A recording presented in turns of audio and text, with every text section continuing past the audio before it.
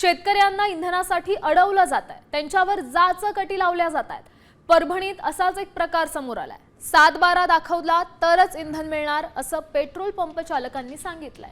शेतीची कामं सुरू असताना डिझेल मिळत नसल्यामुळे शेतकऱ्यांचे मोठे हाल होत आहेत। अनेक ठिकाणी पंपावर नो स्टॉकचे फलक लागले आणि काही ठिकाणी 7/12 दाखवल्याशिवाय डिझेल मिळणार नसल्याची अट घालण्यात आली।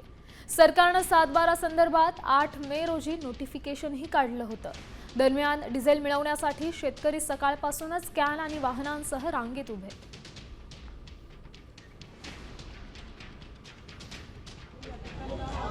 इथं डिझेलची प्रॉब्लेम आहे आणि इथं अमोल पेट्रोल पंपावर 7/12ची आट लावलेली आहे। ती काल लावली पण काल पण दिलेली नाही।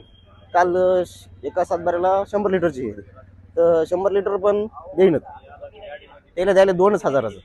आम्ही म्हणलं सरसकट 2,000चं सगळ्याला द्या, पण ते नाही म्हणली। आम्ही 7/12 दिल्यानंतर 100चं एका लिटरला द्या म्हणलं। एका 7/12ला 100 लिटर आहे तर 100 लिटर द्या म्हणलं, तर नाही म्हणले सगळे पुरे पाहिजे।